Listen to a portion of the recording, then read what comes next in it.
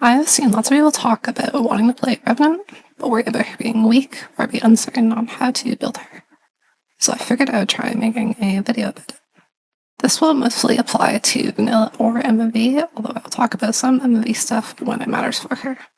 I'll also not be talking about general stuff like routing or bosses or weapons very much. The first thing that I would like to get out of the way is that the optimal way to play Rev is going to be school stacking incantations. I'm not going to talk about it much here, but I think most have seen Beastclaw or other iterations before. Beastclaw, especially in my opinion, makes her the strongest knife fair flat out, as you can quickly and fairly safely kill any invader or great boss basically from the start of the match, as it does pretty absurd damage. I used to play it more, but I find it gets pretty boring pretty quickly, so I mostly play her as melee now. I see a lot of people ask if melee is viable for her, which it certainly is. You aren't going to be as strong offensively most of the time as certain other characters like Raider, Wilder, or Executor. She is more similar to characters like Duchess or Scholar, where you have a strong utility or are useful to your team, but have somewhat worse stats spread. This being said, she can do very good damage, especially with some of the additions that MMV has made that I'll talk about later. First main thing to talk about is probably relic effects. The general meta right now for Deep of Night is invaders, so that should be high priority on your relics. The other most important one is the strength relic. This gives us plus 25 strength, which is crucial for her damage playing melee. The vigor relic is also very nice, giving her plus 5 vigor or 100 HP, although this is replaceable with something like the Maris relic, providing a flat 100 HP. The collector's signboard has 2 shop relics for the 2 stat changes, which are both good if you don't have better ones, so budget setups with this are possible. The other important one is the defeating enemies fills arcade relic. I highly recommend this one, as it lets you get your ult very quickly at any point during the game and can be game-changing in how you route early on for things like invaders. Other things you want can include her personal relic effects and any physical attack. Affinity or specific elements attack can be good too, but I would prioritize physical, as most melee weapons deal around half or more physical damage regardless of element. Bonser relics are of course very good, giving a 15% buff to skills and a 5% buff to melee. These are a solid option if you plan on using skills a lot or just don't have many other good relics. Undertaker's glass necklace can also be good for damage with certain weapons with faster hits. Dregs I would not recommend on Rev as much, as full HP negation is more necessary on her, and taking hits is unadvisable with her HP, and she can't start with seppuku like Executor. For personal relics, the best is generally the team buff. This is a 25% damage buff to all summons and teammates, but not yourself. This relic is very good for aggressive ult usage, provides a lot of damage to your teammates. There's not much to say here. If you're playing solo, I would not recommend this, but it is quite good overall. Ghost Explosion is also a solid effect. It can do some good damage to groups of enemies or invaders, which can be very nice. A less known part of this effect is it actually does a small amount of frost buildup, which usually doesn't do anything, but can actually get a proc on certain enemies, notably lobsters and Great Flow, which can help with the northeast starting point a lot. The other two I genuinely don't think are as valuable. The personal buff is okay most of the time. The 10% damage from Frederick is good, but I don't think it's worth taking unless you get it for free with another good effect on the relic. The healing effect, on the other hand, I would actually recommend against taking. Needing to heal every time after the ult can be a pretty severe penalty, and it takes away your full HP negation, so I would avoid this effect. As for dormant weapon types, lots of them can be good for her. Whatever you like generally works. Great Spears, Colossal Swords are probably the two I would recommend most, but things like Great Swords, Colossal Weapons, Great Hammers, and even Straight Swords are all quite good. If you want to make separate sets, some have good elemental bias, like Straight Swords having many holy weapons, or Colossal Swords having multiple fire weapons. Great Spears have likes, which is also notable for Libra. The final note on relics is there are some effects I would fully avoid. Reduced negation after evasion makes you take an enormous 45% more damage after rolling, while repeated evasions is 23 or 35% but lasts 15 seconds. Both of these are likely to get you one-shots, and I would not touch either if possible. Continuous HP loss, most people know, prevents you from using full HP negations, which is very bad. Near death reduces max HP, and rot or poison buildup below max are also not ideal, although they will not always kill you outright. Reduced rune acquisition is a 10% penalty, which can be fine, but I would still avoid it as you can lose a level or shop items over the game. Most other ones are workable, but do be careful about stuff like resistance down, especially with status damage negatives. With both our Vigor Relic and a Maris Relic, Rev ends up with about 980 HP by base at level 15. This is just in between base Scholar and Executor, which is not terrible. Like anyone though, your main survivability is going to be in weapon passives. Full HP is the best, usually, but successive, charge attack, and taking damage are all good to have in addition to it. If you have more HP or find HP passives, a 32% or 40% full is often all you need, but if you don't, it can be good to have two as they do stack. However, successive, charging, and taking damage negations do not stack at the same tier, and multiple successives make them take more hits to apply, so I would not always take more of these. Charge attack negation in particular, I would highly recommend with certain weapons like fists or claws, which have very fast charge R2s. Other weapon passives that are good to watch for are your usual things like melee attack power, two-handed and two-weapon attack power, and physical or affinity attack power, as well as attack power at full HP. Melee attack power applies to all weapon skills on melee weapons, while two-handed attack power only applies to the R1 or 2 moveset, and two-weapon only to power stance attacks. Attack at full and physical and affinity damage will display in your inventory AR, while the other three will not, so don't worry if your AR looks low sometimes. Another way to get quite a bit stronger with Rev is with Twisted Reincarnations.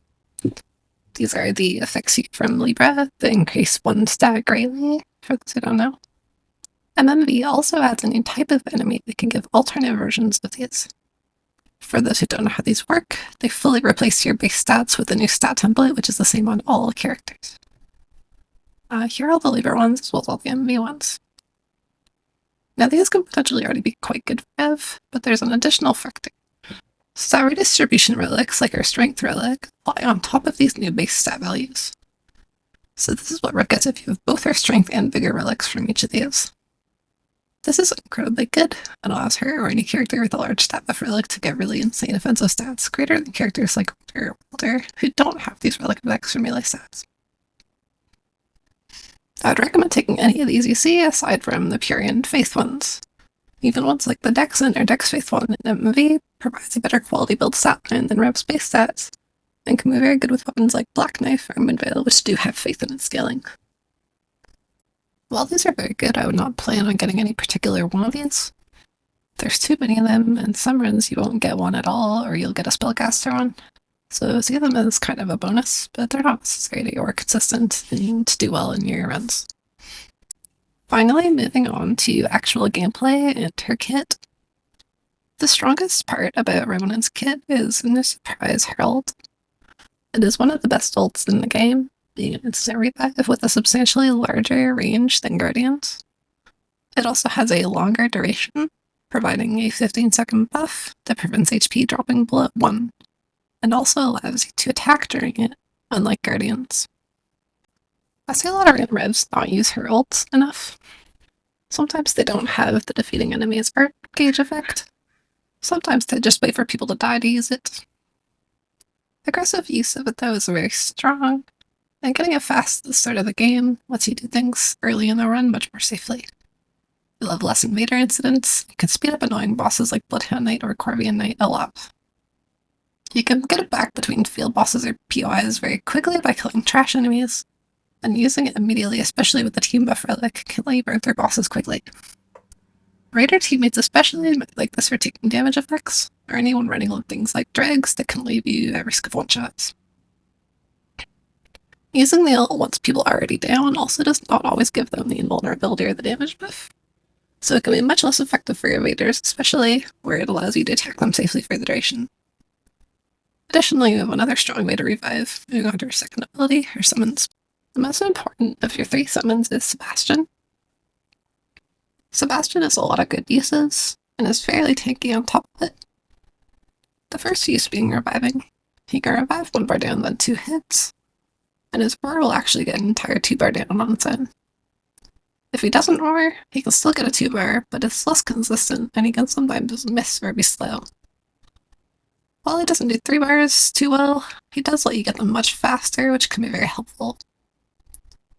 Sebastian also has a built-in aggro buff. Enemies will prioritize him over your teammates in neutral. This is a very useful tool, lets you trivialize many backstabbable enemies, as well as being extremely helpful on fights like Everdark Libra or against invaders. This is a very useful effect, and there's too many cases to go over in a short video, but I would recommend experimenting with it. I would always recommend placing him ahead of triggering invaders. It's very helpful, especially if you'll lure it away. Finally, Sebastian and Frederick both have stagger potential on some enemies and even bosses. Sebastian can actually flinch things like Tree Sentinels or Loretta, and full knockdown things like Black Knife, Banished Knights, or Bloodhound Knight. This can be very helpful and make these fights safer and faster. Frederick deals pretty good damage and stagger on his special move, so using him with ult can be good, but he is less useful overall than Sebastian. Similarly, Helen can help with the 3-bar revive faster if Sebastian is dead or on cooldown, but is otherwise much less useful. There's not as much to say about them that's not obvious, just throw them at the hit stuff. Next Rev has a third benefit to reviving teammates, but it relies on your teammates to use it. Her claws have very high revive damage, but the moveset she gets with them has worse revive damage. In particular, the R2s for other characters are the Iron Ball R2, which 2 uncharged R2s revive the 2-bar with the claws. This is generally up to your teammates if they choose to keep them or not in favor of a passive slot, but I would always recommend dropping and pinging them when you find another weapon to use. Otherwise, they're generally not a remarkable weapon. There is a second version of these claws in MMV, being the ones that drop from the Night Idol Invader. This version deals holy damage, has much better scalings, and does reduced revive damage. These can be extremely good on other characters like Undertaker for the Iron Ball charged R2s, and still do solid revive damage. However, on Rev, the revive damage is extremely bad. They can still be used as a solid weapon, especially against Holy Weak Night Lords, but I don't think they're super notable, and the revive damage is a serious downside. Revenant's other starting weapon, and the less appreciated one, is Heal. It actually provides a lot of value, even going melee without a starting condition. The first obvious thing is heal can be nice to have for chip damage or rain damage, but it also allows you to kill Royal Revenants very easily. They're usually a pretty annoying field boss to get, but with heal they're safe to do immediately after your starting camp.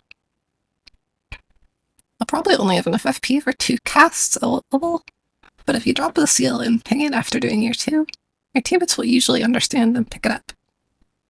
As this has percent damage, it doesn't matter who does it, and also doesn't matter if the Royal Revenant is red, so this can be a really good boost early in the run. There are also lesser Royal Revenants in one variation of the castle in MMV, as well as one in the City Shifting Earth. The other starting spell, Rejection, is on all white seals, so it's not hard to find for any character, but it does have some good uses. If full knockdown, some enemies are field bosses, including Black Knife and Bloodhound Knight, and can be used to push enemies off cliffs, like this one in City, or the Red Main Archer. This can be very nice if you slow the seal, especially on City Shifting, as it effectively gets you 2 instant kill on minor bosses due to the Revenant adjacent to this enemy. Finally, her passive. It can be nice, as it's kind of luck, there's not much to say about it. If it triggers on a red enemy, they keep the stat buffs from being red. This can occasionally be pretty nice, as red enemies deal huge damage to enemies, and can be really helpful on like the Kaiden Camp start in Great Hollow, or grouped enemy jails like Stallion, Beastman, and Beastly Brigade. It's also nice on some castles with lots of trash mobs, and certain pre-night boss skeleton enemies that self-revive if you don't break the body can also be very good, as they tend to last the entire night boss. It's mostly out of your control though, and even if it does proc the enemy, I could be very confused and not do anything and just die. It's a fine passive regardless though, just not game-changing. Final noteworthy mention is that Rev being a full 4'11" does affect her hitbox, and she can low profile some attacks like this. I don't have enough clips or info on all of these, but it's a fun tidbit. That's about all I had in mind to talk about for this. I don't know if I'll do more videos or not. It was mostly a fun little project idea, since I see some of these questions asked often. I hope it was helpful in some way, so thank you for watching it.